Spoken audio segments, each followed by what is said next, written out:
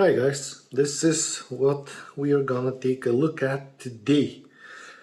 I purposefully postponed this review for quite some time due to the war in Ukraine because this plane and this manufacturer come from Russia, and generally people started avoiding Russian products back in 2022, some still continuing this quest. However, it is a kit that worth looking at and describing the contents and the quality of the production. Plus, actually, both sides are using this plane and very actively at that. And actually, this is one of the Soviet planes that owns the richest history in combat in the whole history of Soviet Union and post-Russia. Now, typical Zvezda box, a bit smaller than what I expected, but it is acceptable in size, and after all, we know the plane and we know its size, so this is what we got. This is a cardboard packing inside of which there are envelopes, 2 plastic bags, and the instructions at the bottom. I'm gonna start with the instructions first. Now, this is slightly better than what I expected. 2 languages. There are 2 options of representing the SU-25 here that Zvezda give you. One is with a stand, one is in park position. I'll get back to the park position later. Now, this is a description of the sprues. I have to say that Zvezda in general made a step forward, making their instruction sheet, which is good to know and good to have, having in mind that they are producing currently the best Mi-24 on the market and allegedly the best Mi-8, Mi-17 on the market. However, not without the need of aftermarket parts. Now, again, in English and in Russian. Rather simple construction with arguable engineering. Look here at the engines, the stinger here bearing the sensors. Why exactly they approach this subject like that, I have no idea, but go figure. I won't even try. Here too, the bottom of the plane is attached to the 2 halves, which is rather strange. Me personally, I would pick a different approach, but that's me. Now I'm gonna get back to the park position here. And why? Because we are building the wings at step 15, 16, 17 and so forth. Now the air brakes are left positionable. The wings, however, have no option for deployed flaps, which is odd, considering the flaps of the SU-25 are rather big, and they look very attractive for plane guys and interesting for everybody else. However, for whatever reason, Zvezda decided that they won't do that. Why is beyond me. They put the ladder, they put the chocks here and whatnot, armament. Why they left the flaps as they are is a mystery. I'm pretty sure that with a bit of enthusiasm and some cutting, one will be able to cut them and deploy them, even make them movable. Anyhow, this is a miss from their end. This is technical science description, which resembles technical description of a Phantom, because there are plenty here to add. Now, I'm gonna skip the spruce. I'm gonna show you the color instructions. Now, we have Soviet Union SU-25. Those were used in Afghanistan. This is an Afghan bird. This one too. This is one option. This is late option, 2000s. This is Russia. Pretty much the same thing if you ask me, from the Russian standpoint, of course. Then we have a Czech. This is Czechoslovak version, actually, and Bulgarian. Now, Czech Republic was the first foreign user of SU-25. Czechoslovakia received plenty of those, and then Bulgaria was the second one. This is the original Czech appearance with the wonderful camouflage. You can look at that, at some interesting pictures on the web. It's very vivid despite the darkish colors. And this is a Bulgarian one, which is actually far from what the original SU-25 is. Now, this features glass cockpit, and this, as far as I know, is not included in the set. So in order to make this plane, you gotta make modifications to your set and do a thorough research.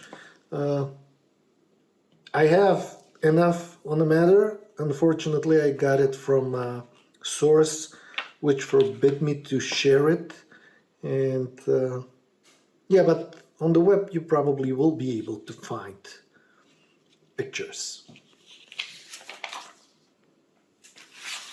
Decals, clear parts. Clear parts are not bad, but are not A quality, as expected from Zvezda. They never meet high quality clear parts, ever. Why they made the tip of the nose from clear plastic, I don't know. It's a weird decision. There is a small opening for the laser that could have been made from clear. However, this is what you have to work with. Decals, technical stencils,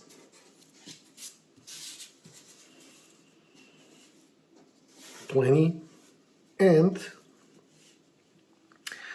Bulgarian, Russian, Czechoslovak, and those can be used for Soviet planes. There is a nice bird here. This is many people think that SU-25 is called Storch, which is not. It is raven, or whatever variation of the bird that might be. Grach means raven.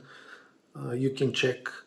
Now, I'm mentioning this to avoid the rather mass perception that this plane was named Storch. That's why the raven is depicted here in that way. Decals are Zvezda. I assume that those are behemoth decals.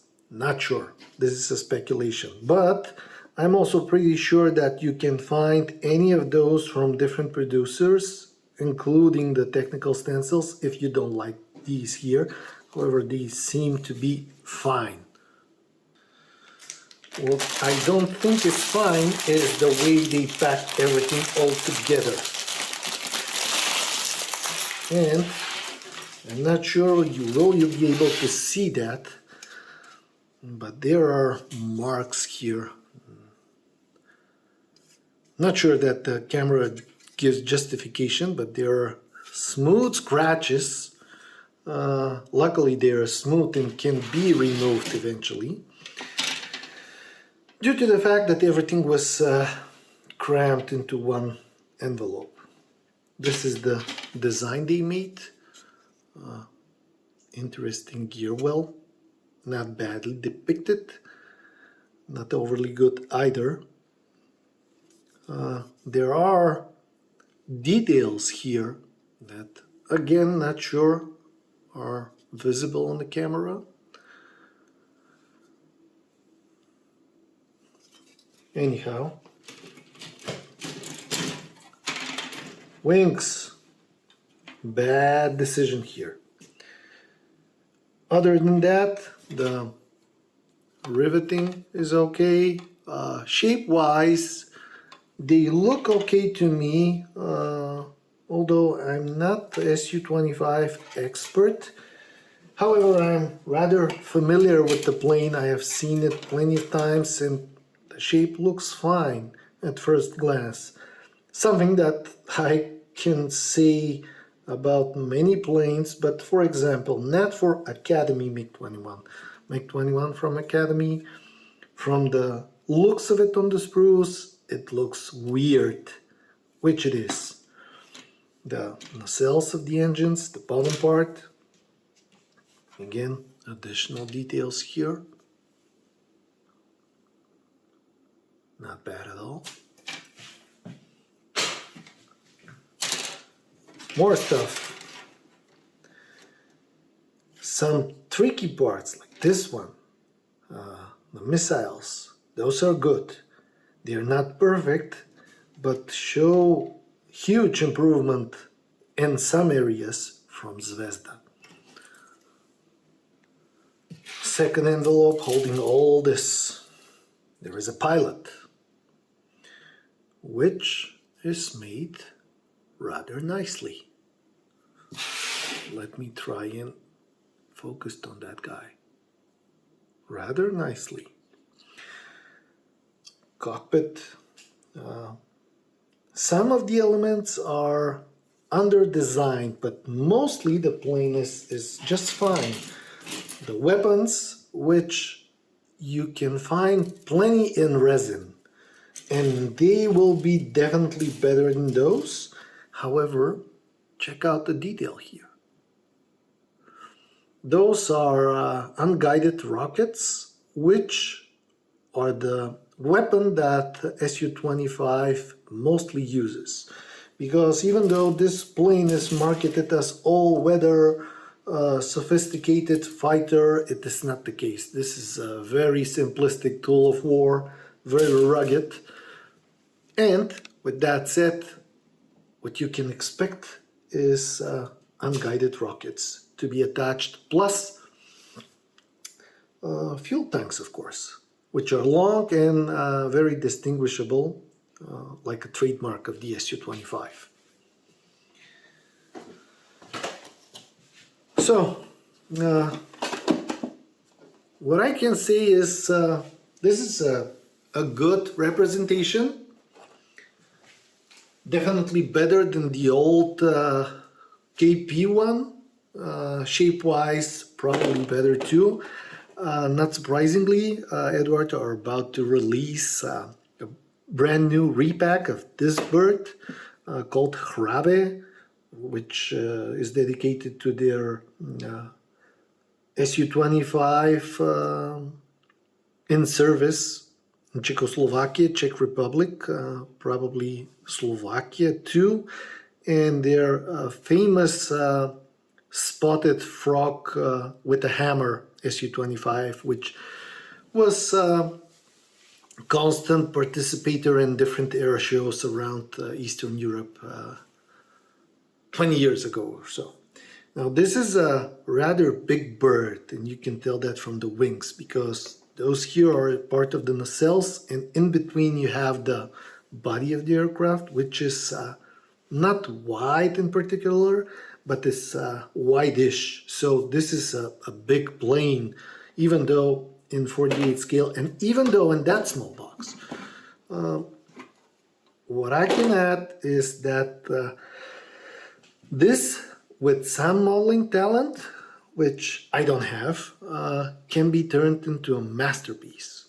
However, without it, the market definitely screams for better representation of the SU-25, which allegedly Kitty Hawk was about to drop on us right before they bankrupted or whatever happened to them. I don't know. They went belly up. So this is a good tooling if you don't wait for 5 or more years for the new one from another company, if that ever happens, because I've heard that Kitty Hawk are being partially re-released from different manufacturer. However, yeah, this is a good looking kit, cheap one, even though it comes from Russia, and I'm not a fan supporting their economy in any way. I think that this can be put aside, considering the fact that this is used by Ukrainians and nothing short of what Russians squeeze from this platform. So I would recommend it, surprisingly for me. Okay, so thank you for watching. I hope you enjoyed it, and I will see you in the next one.